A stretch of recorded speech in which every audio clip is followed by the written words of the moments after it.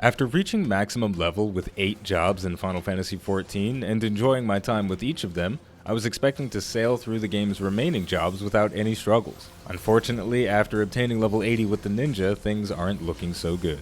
Today I'm going to give my impressions of FF14's 5.0 iteration of the ninja. Let's get started. My impressions for the ninja are going to be a little bit different from all of my other impressions videos because I'm having a very difficult time putting into words exactly how I feel about the job. I think the ninja is a lot of fun, but I haven't been enjoying it. So that doesn't make sense, that doesn't add up. Why haven't I been enjoying my time with the ninja? It's because it deals very low damage output, despite the fact that it's incredibly difficult to play. Now, the immediate thing that you're thinking is, oh, the ninjas use this cool ability called Trick Attack that increases the target's damage taken by 10% from all sources. That's great, but I'm talking about player perception here. When I'm using the ninja, no matter how hard I work, and trust me, ninjas have to work pretty damn hard, I'm never going to reach the upper echelons of damage output. Now, what's interesting is I enjoyed my time with the summoner, and the summoner is not the best DPS dealing job in the game, but it falls somewhere in the middle, so its difficulty feels a bit more balanced. The summoner also has group utility in the form of resurrection, and a group buff on a very long 180-second cooldown.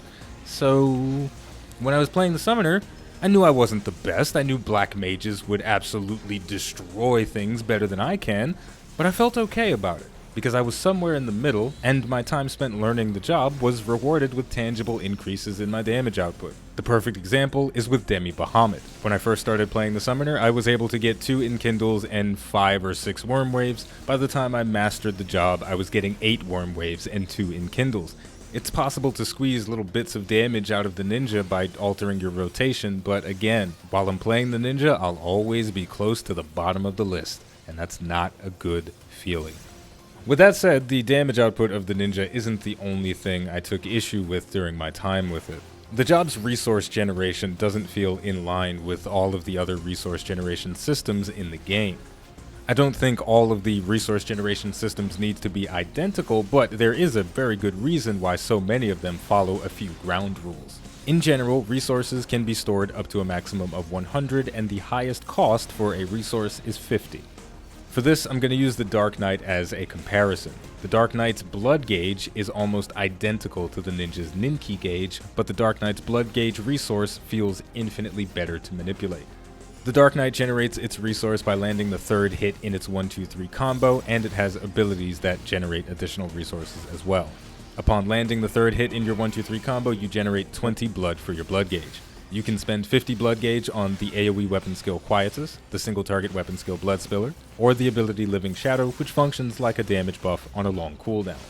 For the ninja, you generate 8 Ninki per weapon skill. All of your Ninki abilities cost 80 Ninki, and they're spent in the same way the Dark Knight spends their resources. Hellfrog Medium deals area damage, Bavakakra, which I'm probably pronouncing wrong, deals single target damage, and finally Bunshin, which functions like a thematic damage buff on a long cooldown. So, what is my problem with the Ninki system? The main issue is that there's no room for flexibility in how you generate and spend the resource. The reason the Dark Knight's blood gauge feels infinitely better to manipulate is because there's wiggle room.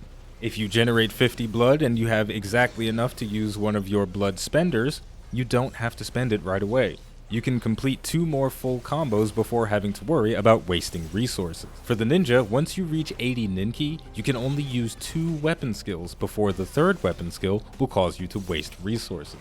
This makes the ninja's rotation feel unnecessarily tight. If the ninja's Ninki resource followed the conventions of other jobs, it would feel a lot smoother to play. If Bavakakra, Hellfrog Medium, and Bunshin cost 50 Ninki, and all of the weapon skills that generate Ninki were reduced to generating 5 Ninki instead of 8, the problem for me would be solved.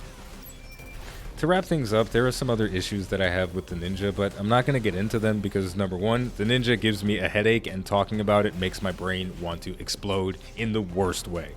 And number 2, the ninja is supposed to receive some pretty significant changes in patch 5.1, and those changes might fix the issues that I have with the job.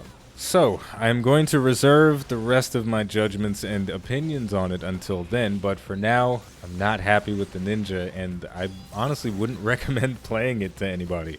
All of the other jobs that I've played and done impressions on have had varying degrees of effectiveness and have provided me with varying degrees of enjoyment, but I can wholeheartedly recommend any of them. The Dark Knight is so much fun, way more fun than I was expecting it to be, and I would tell anybody in a heartbeat to level it, take it into the raids, make it your main. It's a great job. Same goes for the Samurai, the Summoner, the Machinist, the list goes on. But with the Ninja, the amount of work that you have to do to wind up at the bottom of the list doesn't feel good. Again, this is a player perception thing, and my perception when I'm in control of the Ninja is that I'm weak. Yes, I'm providing trick attack, but no, I don't feel like a badass. One more thing that I want to say is I'm not advocating for the Ninja to be made easier as a justification for its low damage output. In fact, I think the Ninja's difficulty is very good for the game. It's important for there to be diversity in difficulty. You don't want everything to be easy, and you don't want everything to be ridiculously complex. And as of right now, there is a difficulty spectrum for the different jobs available to play in Final Fantasy XIV. Something that the developers always have to strive to do, though, is make sure that the difficulty matches up with the job's performance. With that said, just because a job is easy doesn't mean it should be weak. But if a job is going to be difficult, then it shouldn't have the lowest personal damage output. There should be a sense of reward in terms of your personal contribution to the group for putting in all that work. And there we go. Those are my impressions of the Ninja. It's a little bit unfortunate that this one is a bit more on the negative side than all of my other impressions videos, but that's what happens sometimes. FF14's developers are very talented, and for the most part, they've knocked things out of the park. But with the Ninja, they're coming up incredibly short, both in terms of the job's performance and in the way some of its mechanics are designed. Hopefully, a future patch will correct these things. With all of that said, we're going to wrap things up here, but don't worry, there's plenty more coming in the future. So if you enjoyed this video and you'd like to support the channel more than you already do, just by watching, liking, subscribing, and commenting, you can head over to patreon.com/iBluairJgR to become a patron. As always, the name of the game is Final Fantasy XIV, the name of the channel is iBluairJgR. Thank you for watching, and I'll see you next time.